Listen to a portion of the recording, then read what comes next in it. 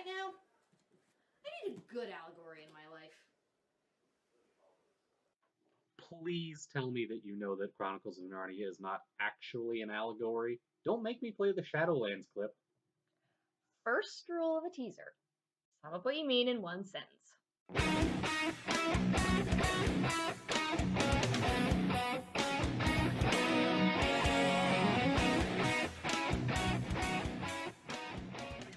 Welcome back to Faith on Film, where we raid your church library in search of the good stuff. My name is Nathan. And I'm Stephanie. Today we're finally looking at one of the most beloved franchises in all of Christendom, C.S. Lewis's The Chronicles of Narnia. Clive Staples Lewis first published The Lion, the Witch, and the Wardrobe in October of 1950.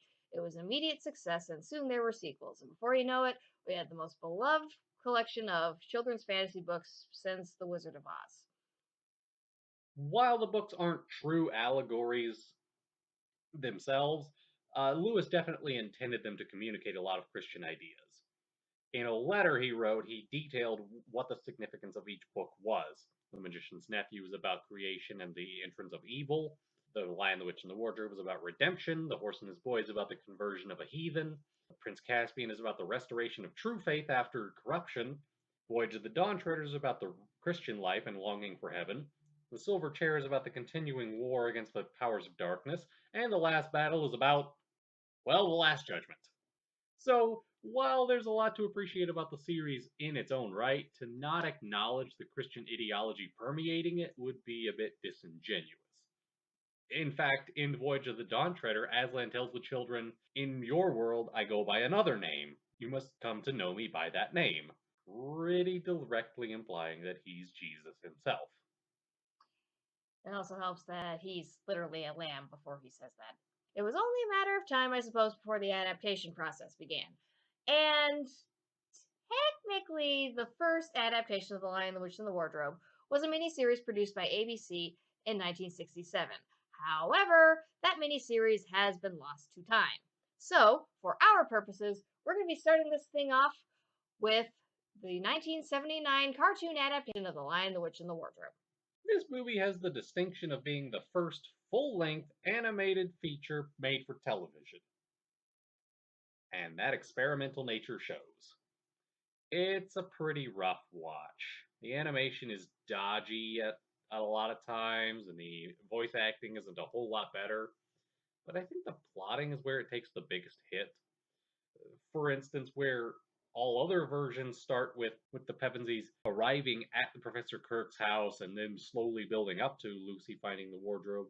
The cartoon starts with her coming out of the wardrobe. I suppose this leaves us guessing with her siblings whether or not she's telling the truth, but I don't know if that was worth the forced in media res. Yeah, it's not like this was done for time-saving purposes, because we see Lucy going into the wardrobe via flashback anyway, so I'm not sure what the intention here was.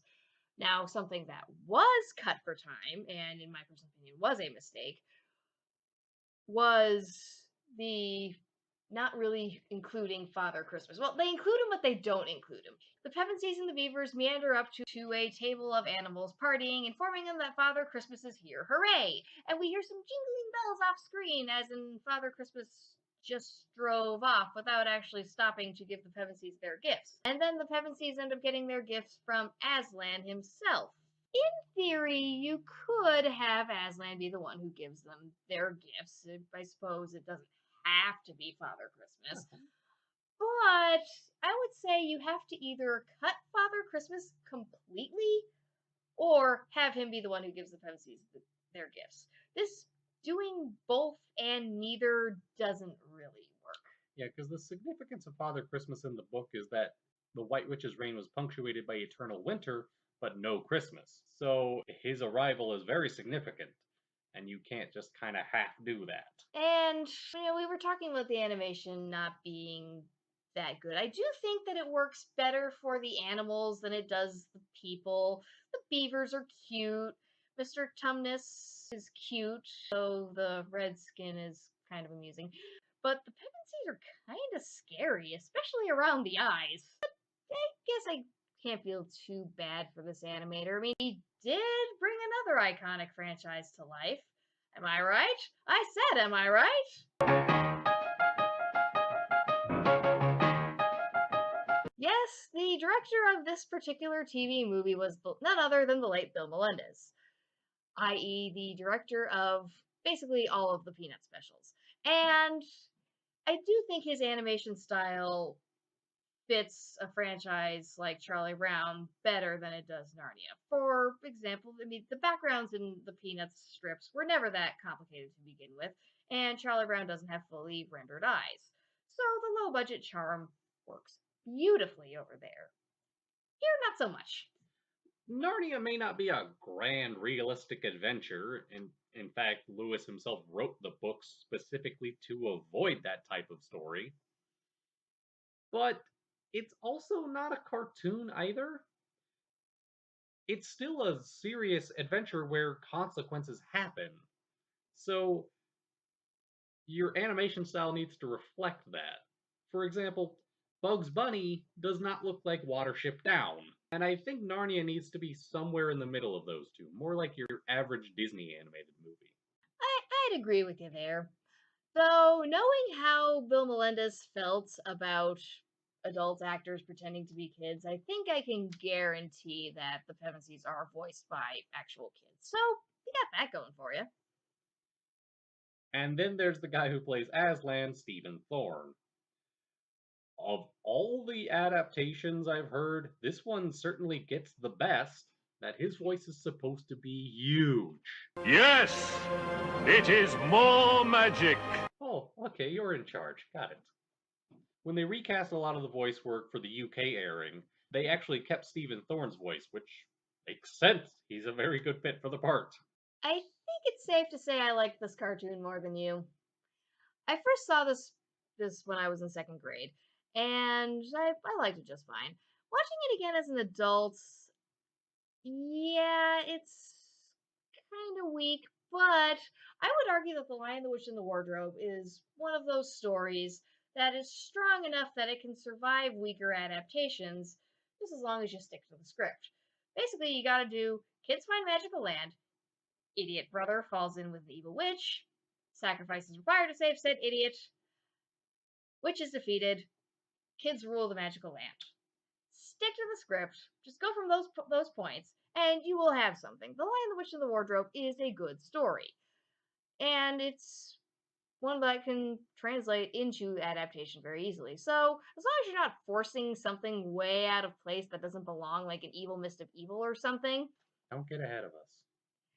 you'll have a decent adaptation. So gonna give it an A for effort. If anything, the music is pretty, and it is kind of amusing having a white witch that's basically Cruella de Vil with magic powers. You've warmed me up to it a bit more than I was, but I still don't think that I would ever seek this out for my personal enjoyment. It's a neat little curiosity, but they got way better later on. I'd give it a passable. All right, well, on to the miniseries. On to the miniseries. In November of 1988, the BBC aired its own version of The Lion, the Witch, and the Wardrobe. This was a miniseries and went on to spawn a series of miniseries. You can look at it as an ongoing TV show if you want, but most people today know them through their home video versions, which are edited down to more resemble a proper movie. This time they actually got through 4 books in 3 miniseries. 2 of them had to get squished into one, didn't they? Skip ahead to the Dawn Treader. That part sounded good. The book Prince Caspian really got the short end of the stick here. The producers were clearly more interested in the Dawn Treader and adapting it, but they kind of had to do Prince Caspian, or else several story points would just come out of nowhere or go nowhere, like introducing King Caspian or where the heck Peter and Susan went. The result is that Prince Caspian itself feels like a super rushed prologue for the Dawn Treader story. And then in turn, that gets weird because the entire impetus for sailing on the Dawn Treader is to fulfill a vow Caspian made to Aslan at his coronation to go find the 7 Narnian lords that his uncle Miraz had banished. And when presented with the perfect opportunity to show that moment, they do not. It happens off screen. Because of course it did. In a way, I can understand that impulse because Prince Caspian is itself kind of a boring story. Caspian works as a book because you can get inside characters' heads and things and that sort of thing. But seeing as film is a visual medium, there's a lot of hurry up and wait in the book Prince Caspian. Caspian's waiting for the Pevensies to show up, the Pevensies are waiting for Aslan to show up, everybody's just sitting around and waiting for somebody to show up and save the day. That can be engaging in reading, that can be very boring in film because film is a visual medium where you show, you don't tell. So Caspian as a book is at an inherent disadvantage. This is what I meant about The Lion, the Witch, and the Wardrobe being easier to adapt. When I was a kid, The Voyage of the Dawn Treader was my favorite of the miniseries. The Dawn Treader series was just a fun little romp, and you just, you got to explore Narnia a little bit more. You stopped at this island, got to see this, got to stop at that island, got to see that, and the characters were fun, even if Eustace is a little twat. It's supposed to be though. I know, and that actor was hilarious. Now, you were saying that you think that the Silver Chair is the best miniseries when we were talking about doing this. Yeah, I think it is. Okay. It helps that in my opinion, The Silver Chair is the best book overall, but they also take a plot that could be boring on film and make it engaging because they focus on the tension of will Jill Pole forget the signs that Aslan told her to remember? And they got good chemistry between the main trio, Eustace, Jill, and Puddleglum the Marshwiggle. They actually managed to make the small-scale conflict in the climax work. Unlike nearly every other book in the series, they actually solve the main crisis on their own. Most of the time, the human characters function as a good example of one of Pixar's rules for writing. You care more about a character for trying than for their successes. But the main trio in Silver Chair actually handles the situation without Aslan's intervention. Plus, it helps that the Silver Chair is the one that they adapted with the fewest talking animals. And the talking animals always look silly. They really do. But if I may, there are two things we have to consider when we look at the hokey special effects in this miniseries.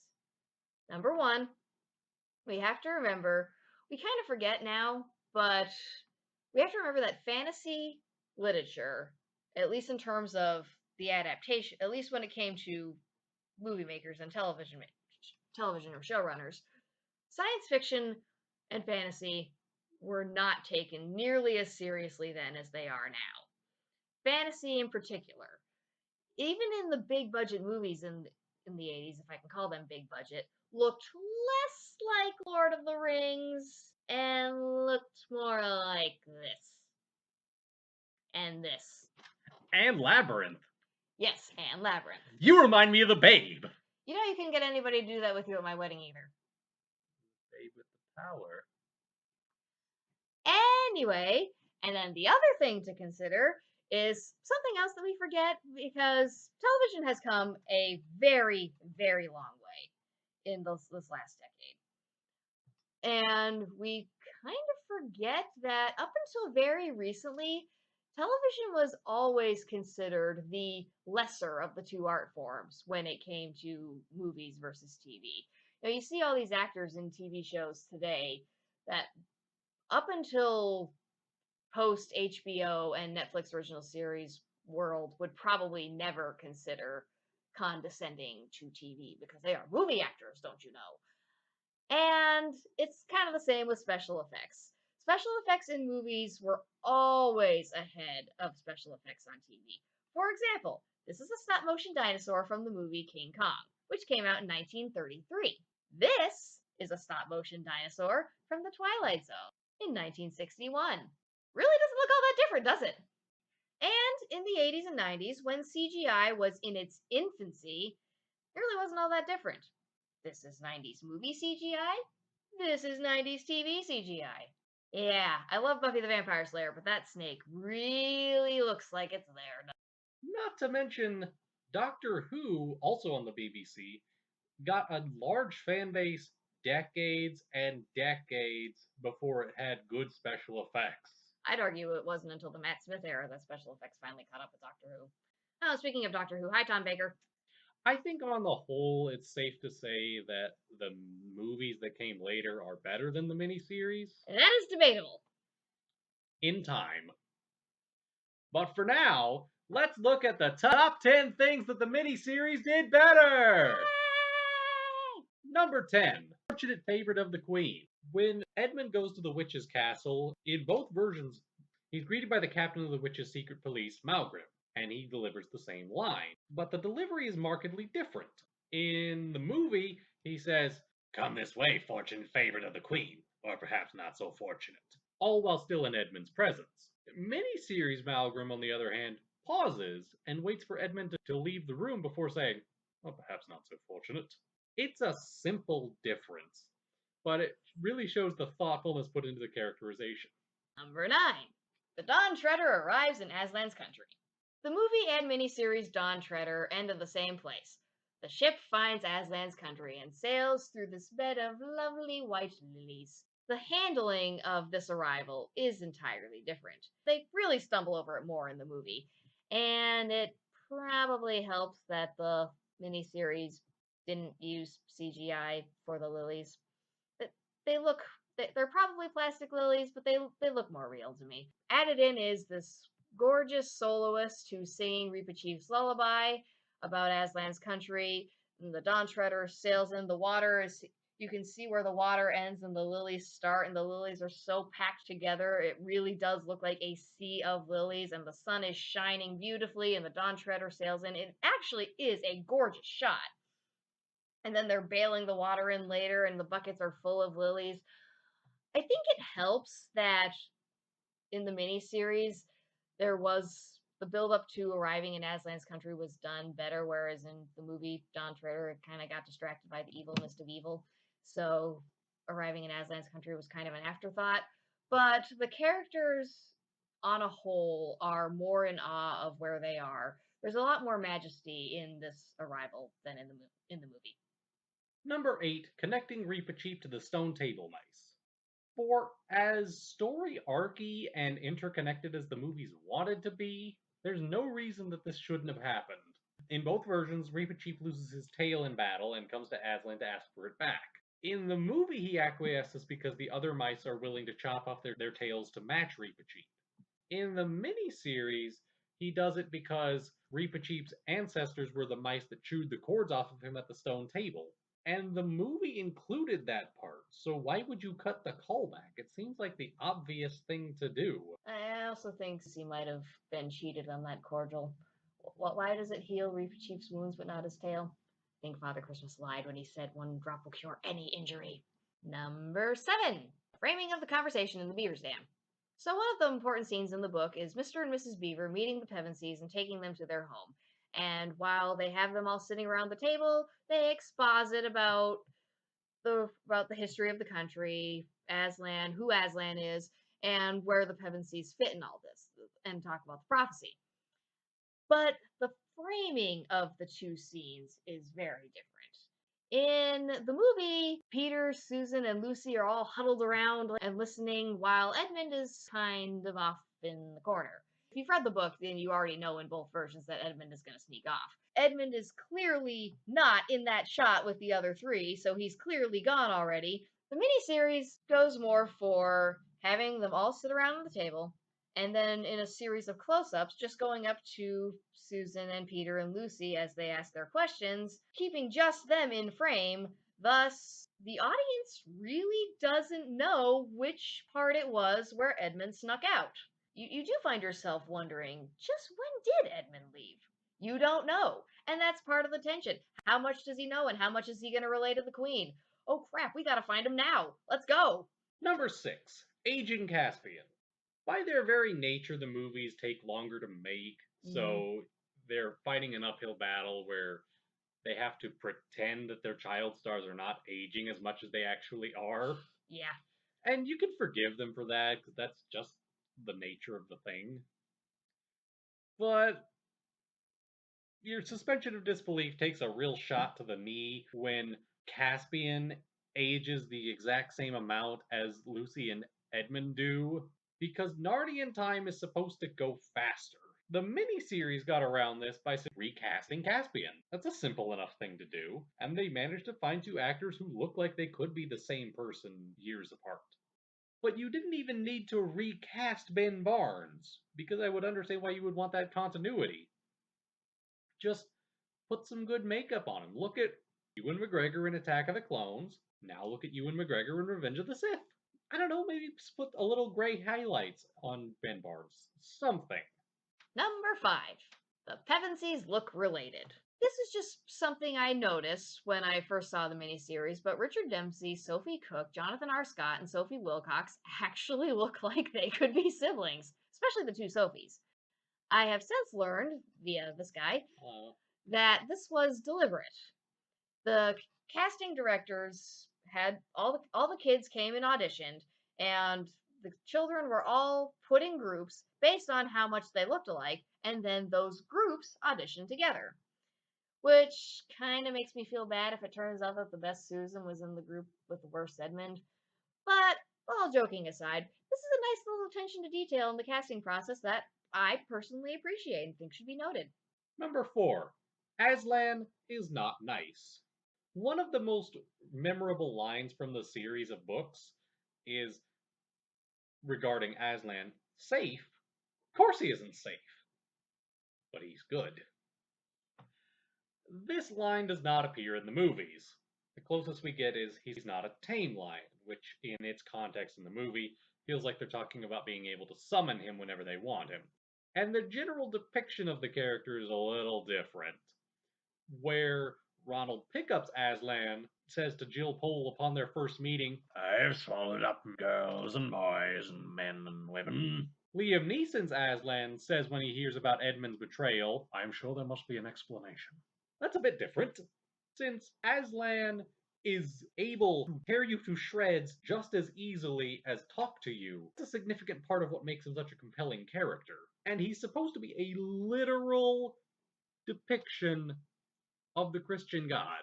Like, not allegorically, he is the Christian God entering Narnia in lion form. Let's talk theology for a moment. It'll sound odd coming from me, but there's a theme in Into the Woods that Little Red Riding Hood puts succinctly. Nice is different than good. I have much more respect for a conception of God that is good but not nice than I do for one that is just nice. It feels more honest in a way. And C.S. Lewis would have agreed with me.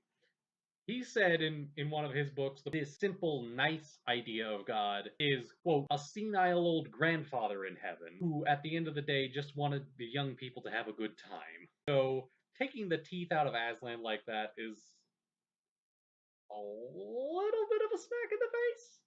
Not to mention, how weird is it that a puppet is more threatening than a photorealistic lion voiced by Liam Neeson? Number 3. Just playing it straight with the Dawn Treader. This is what I meant about Finding Aslan's Country being tacked on. The movie adaptation of The Voyage of the Dawn Treader starts out fine. There's what starts out as a subplot and ultimately hijacks the whole plot is this evil mist, how it's going to consume the world and snuff out all the light or something. And before you know it, the parts of the movie that actually are from the book suddenly feel shoehorned in and out of place, which just should never happen. The plot of the Dawn Treader is there are 7 lords who were exiled by the evil king from the last story, and our heroes are going to venture off and find them, and while they're at it, they're going to voyage to the end of the world. That would be more than enough to carry a movie.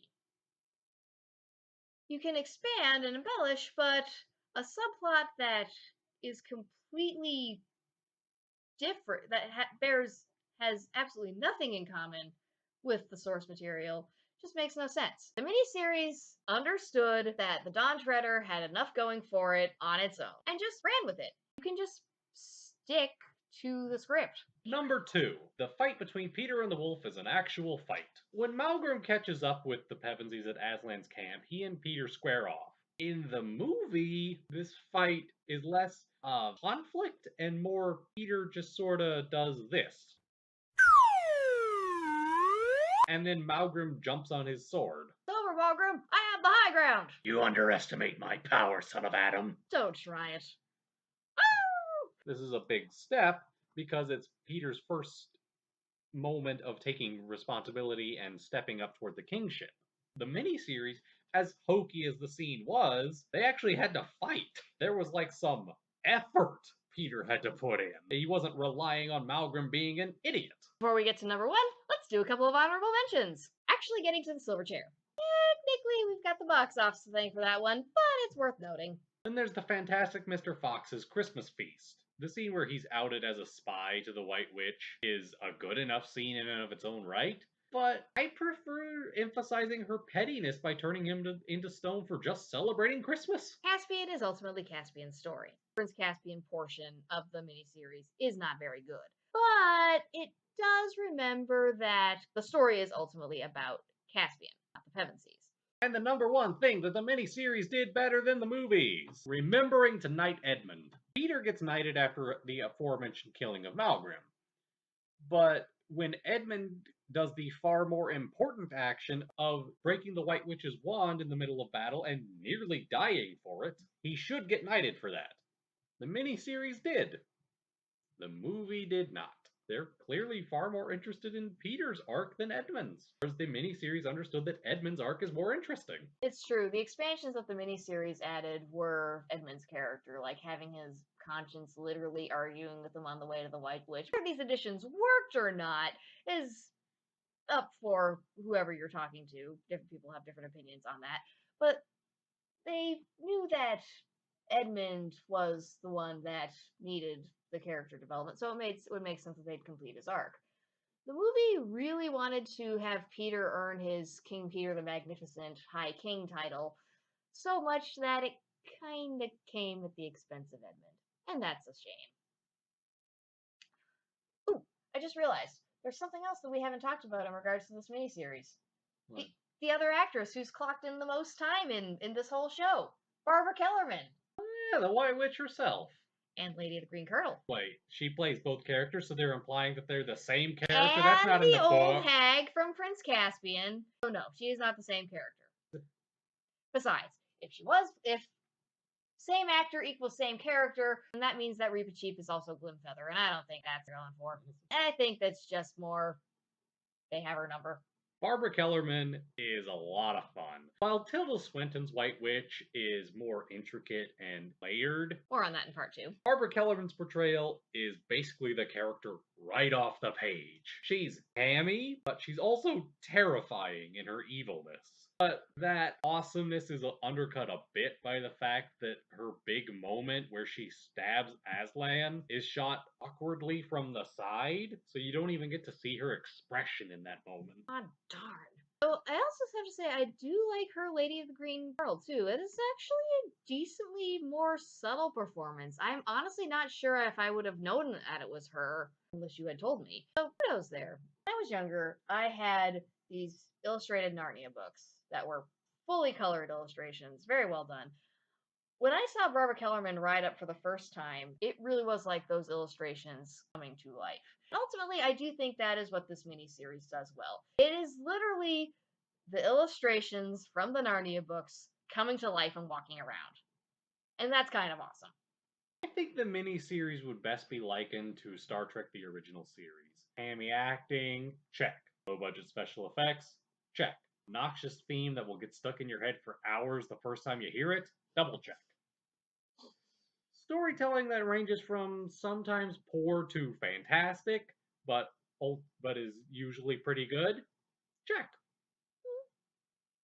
So, what do you rate the miniseries? I think I'd give The Lion, the Witch, and the Wardrobe a good enough. If we're splitting Caspian and Dawn Treader into 2 miniseries because they are 2 different books, then Caspian gets a meh, while Dawn Treader would get a good enough. And Silver Chair, I think, would also get a good enough. So that averages out to an A for effort. A for effort for the whole thing. For the whole show? Yep. That's not bad. Well, thank you for joining us for Faith on Film. I'm Nathan. I'm Stephanie. See you next time for the Walden Media Movies. Actually getting to the stone table. More on that in part 2. Stop teasing it. We'll get there.